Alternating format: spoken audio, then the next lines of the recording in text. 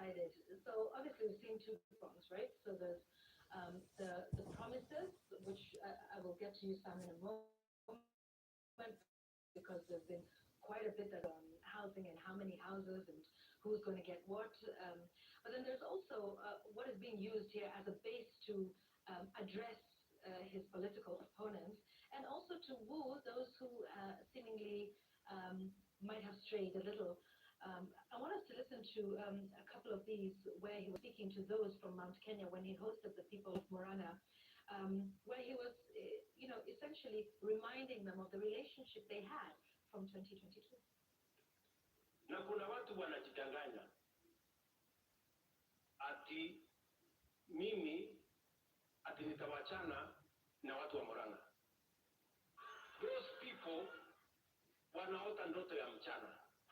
Sasa mimi nataka niwaulize, watu walinipatia kura mpaka nikakuwa rais, nitawachana na wao kwa sababu gani? And then he went on to, of course, talk to Watu wa Mlima. Again, this whole tribal question, I'd like us to listen to that 1-5. Wale watu walimaliza ukabila Kenya hii ni watu wa hii mlima.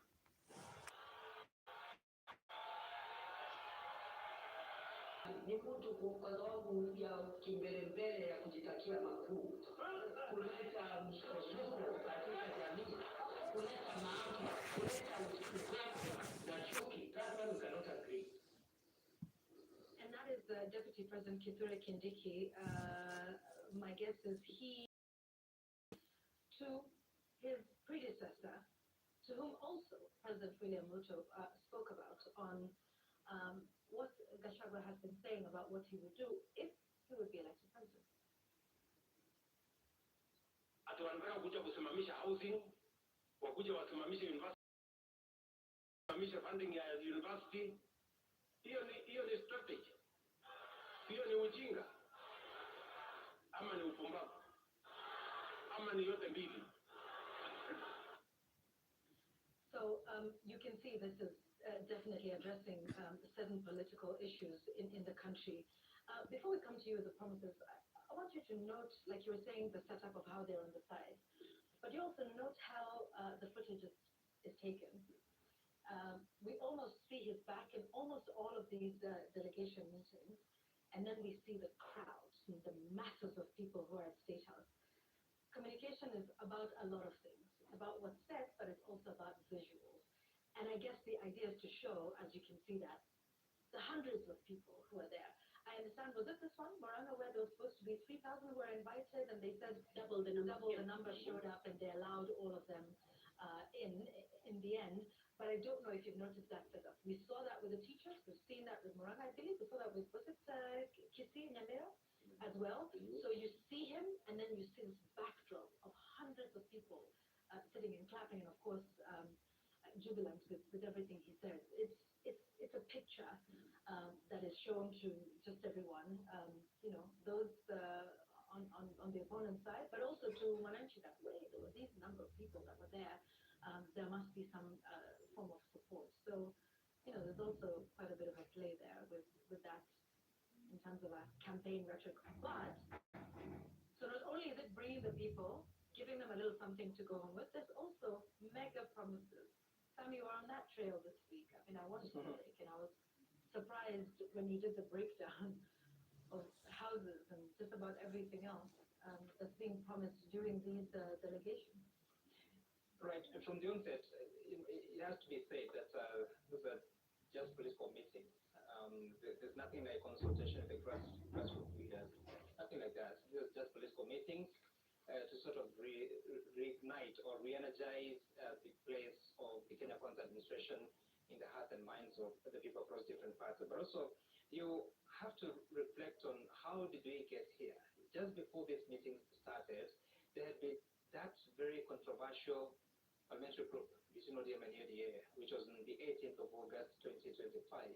And you recall the reactions that followed. Members of parliament went to the House the following day on the 19th of August, and there was a case of President William Ruto calling him out and saying that there's nothing we haven't done for this president.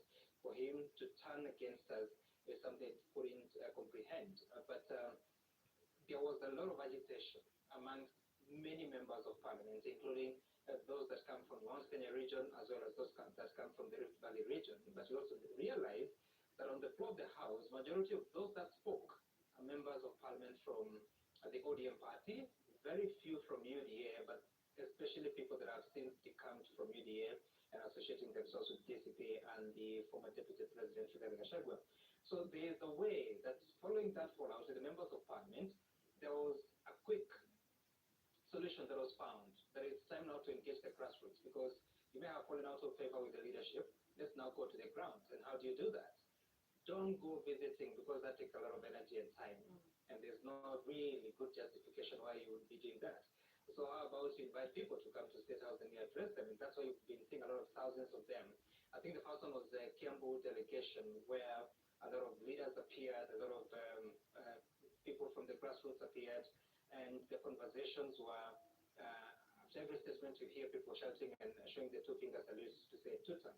So that's not a consultation with the public, because if it were a consultation, then what are the resolutions that came from that meeting? Instead of do you hear, you see the president reading out pronouncements of what is going to be done. For instance, Kiambu County, I think he announced projects that would total to more than 40 billion shillings.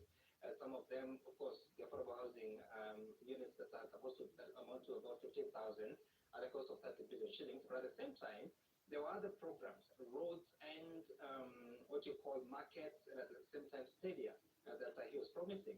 Similar promises were repeated when he met the Murang'a delegation. Just wanted to take a look at some of the dates. So after those events, on the 27th of August, he met Kiambu delegation.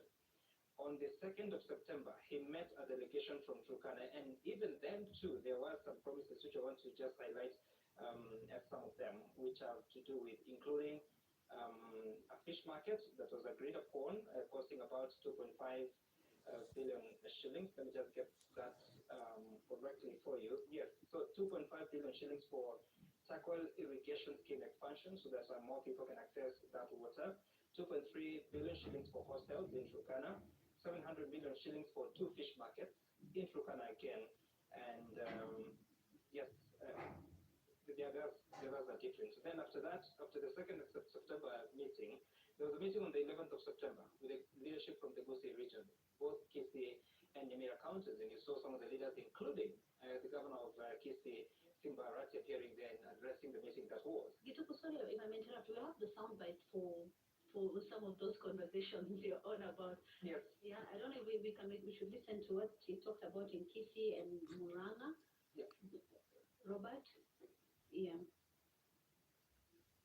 Every big township in Kenya today, the largest housing estate in affordable housing.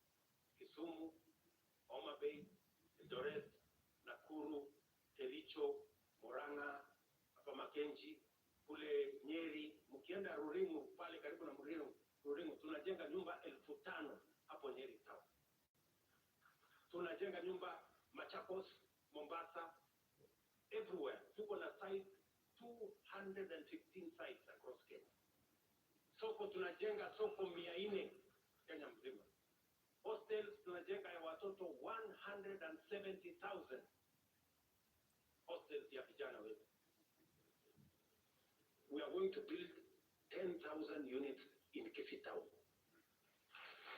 so that we begin to internalize how Kisii town is going to look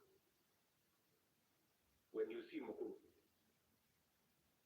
Tumeweka kujenga hostel ambayo I will come in the process, in the course of next month or the month after, kuzianzisha 9,040 units ambayo itapatia nafasi ya watoto wenu. Tumeweka another 4.5 billion, a total.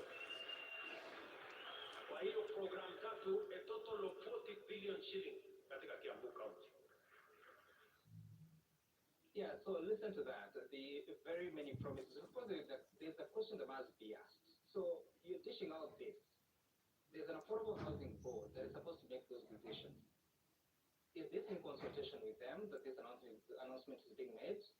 And if there's work that Parliament was supposed to do in deciding what is supposed to be done, has Parliament done it?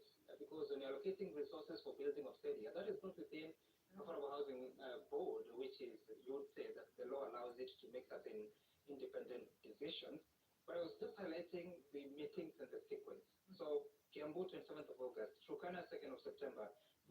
region, 11th of September. 12th of September, you have Muranga County reporting. And then 13th of September, who was there? It was the teachers. And actually, please don't feel afraid. It was 10,000 because this was confirmed by the chairperson of the COPET. Yes. You would know, Mboko Milemba, he was here on the show. The 10,000. And he said that 10,000 shillings is what was given to each of the teachers. Do the quick math, that's about 100 million shillings Yeah.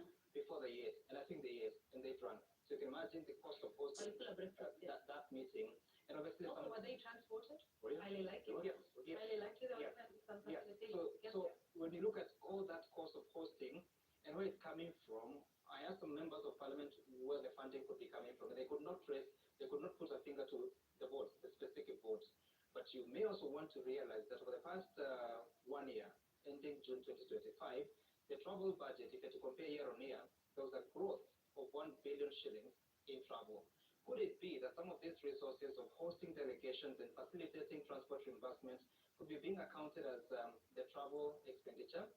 In that meeting also, there were some promises that were made to the teachers. That is on Saturday. I want us to just listen to what the president said about capitation, the challenges, and what the promise is moving forward. Whatever the gap is, we have a gap of almost 800 in primary school and a gap of about 5,000 in secondary schools. Sindio? So what we will do, the next financial year, we will reduce that gap by half and close the gap in the following financial year. The Ministry of Education is properly informed so that whatever resources we have to find from wherever place, we have to close that gap in the next 2 cycles. So that's on the promise of on capitation. There are challenges there. There's already a commitment that it is going to be resolved in the next 1 or 2 years.